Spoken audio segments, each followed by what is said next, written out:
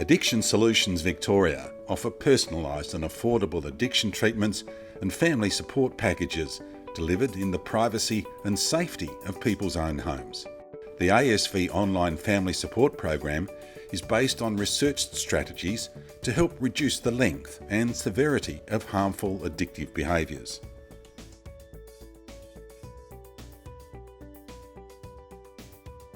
Step 1. Knowledge is power, to help reduce the length and severity of the harmful addictive behaviour. Welcome to the Addiction Solutions Family Program. And firstly, we'd like to congratulate you for reaching out and finding professional support. We'd also like to advise you that actually the impact and the stress and strain on family members is often greater than that of the person pursuing their addiction. And thirdly, our aim is to provide you with an evidence-based program with purpose and understanding, and putting into practice, you'll be able to reduce the length and severity of the addictive behaviour. The purpose of our program is also to support families and eliminate that high level of distress. Often families feel they are responsible, and because they feel responsible, they take on all the outcomes of their family member. They also feel that they are to blame, and because they feel they're to blame, they often cover up and not allow their family member to feel the consequences of their behaviour again. What we want to say to you today is the 3 C's. You can't control it, you didn't cause it, and you can't cure it. So can you remember those 3 C's and write them down?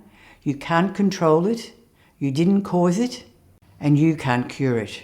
But what you can do by putting in the strategies that we're going to offer you over these 5 sessions is an opportunity to change what you do, which will provide you with a different outcome. First of all, I want you to understand what addiction means, which will be very helpful for you in this pathway. Now I also want you to understand what being dependent means. It's very important to understand the meaning of dependency and the meaning of addiction. Once you understand these 2 issues, you'll realise our goal here, and yours particularly, is to help them feel independent. Once they're independent, they don't rely on their addiction as much, because they are able to feel the consequences of their behaviour and they are standing on their own 2 feet. As we said in that definition, a dependent person relies on everything else to change the way they feel. I've got to take this to make me feel good. I've got to do this to make me feel good. I've got to have this person to provide the money and this to provide a roof over my head. So if all these things are provided, I can keep on doing what I'm doing. And to that end, we want you to understand there is a process. It's called the cycle of addiction. And understanding that as well as those 2 definitions will give you insight and support you through these strategies we're introducing. Now, the cycle of addiction has been developed many years ago by Proshenka and De Clementi, and understanding this will give you great support to know that people do recover. So it's very important. In all the various stages, I'll provide you with some strategies, and you can see them up on the screen as well. These strategies are very helpful through the various stages. But the situation that's the most important is to recognise that often families keep their person in the first stage, which is pre-contemplation, as you can see in this chart here. Pre-contemplation is what we call the happy user. So they're happily using and doing whatever it is they do for their dependency and their addiction. So during that stage, family members often withdraw, hide, keep secrets, don't raise the issue, don't like to talk about it, just hoping it's all going to go away. Or they even cover up and do a whole lot of other things, which we'll be discussing later in boundaries and the drama triangle. So it's very important to know our role in this and what we can do to be more helpful. The next stage is raising awareness. So the more you start talking about it, what's going on, what's happening here, raising awareness and not covering up, the faster the start of the process will be for their recovery. Some people stay in that first stage for many years, And even some people have a family member living at home who's 38 or more. And they just keep on doing what they're doing, scared of something going wrong, anticipating outcomes. So it's very important to recognise there is a cycle, and what we want is the family member to move through that cycle. So understanding the stages of change is just as important for families as it is for the person with the addiction. So what we can do is raise awareness at each of the stage, ask open questions. What do you think you need to do? Instead of telling them what's going on. All of these things we'll discuss in our roles of parent, child and adult later on. So just keep in mind the stages, the definitions, and your role that you can play here. You might be asking, why me? What did I do wrong? Why my family? Why don't they just stop? And getting very confused, exhausted, and upset. Well, in our first step, we want you to understand the different ways that families cope. And by understanding these coping methods, none of which are right or wrong, they all are the things that families do. By understanding these three different methods, you're able to find out what you do and how you can make it more helpful and work for you. One of the first steps is tolerating. Sometimes families just tolerate the behaviour and let it continue and keep on going, patching up and fixing up around their family member. The other step is avoiding, pretending it's not happening, leaving, moving out, or having nothing to do with it. The third is engaged or fighting, challenging every step, arguing, telling them what to do, forcing the situation all the time, focusing on the situation all the time. All of these can cause stress and strain in some ways. And so what we're going to do today is provide you with an opportunity of reducing that stress and strain by first of all putting the oxygen mask on yourself. You might well be saying, why would I need an oxygen mask on myself? I'm all right. Well, I remember when I learnt that lesson years ago, I was on a plane with young children and the air hostess did the demonstration. And I said, I would be so stressed I wouldn't know which child to put it on first. And she leant over and said, you'd put it on yourself first. I just looked at her. Obviously, I said to myself, she doesn't have children. What would she know? I was mumbling all the while. What an idiot. Of course I'm not going to put it on me. I'd have to put it on my children. What sort of mother would I be? And so on and so on. Anyway, the air hostess walked up and then she came back. Then she leant over and she said, you do realise if you didn't put it on yourself first, you would pass out and you would be useless to your family. I was gobsmacked.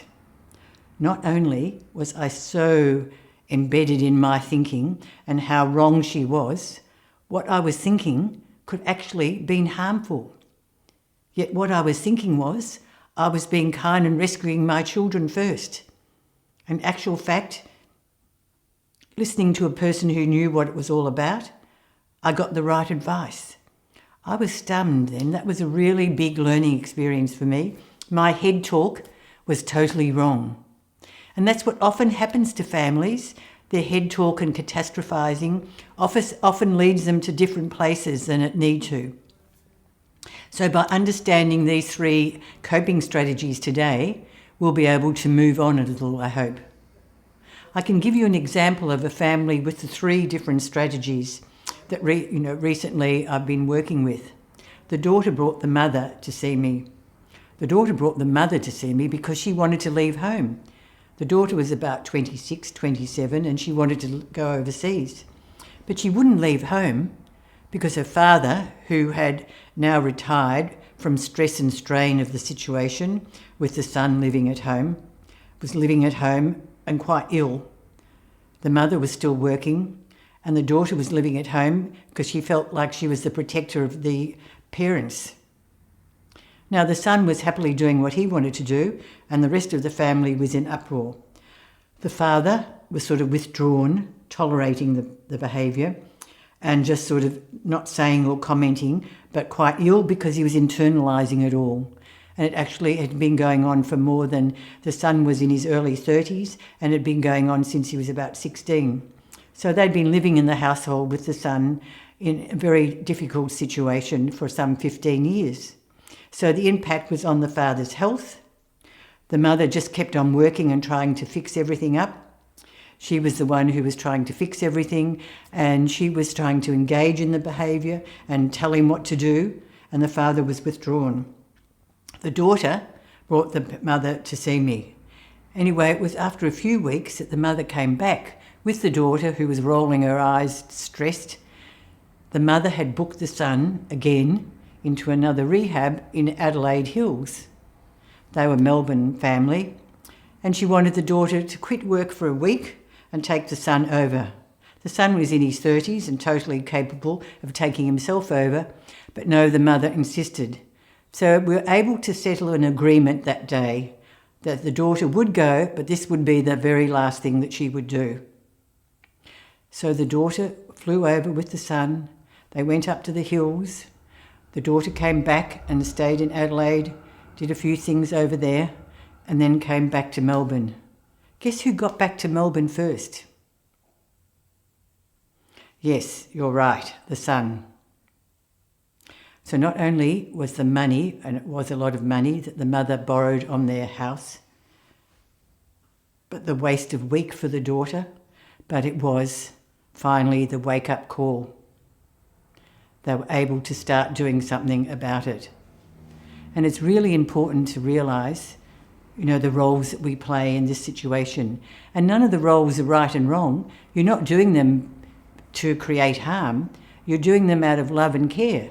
Like I was on the plane. The last thing I wanted to do was cause any stress for my children, but I thought I was doing the right thing by trying to do it to them first.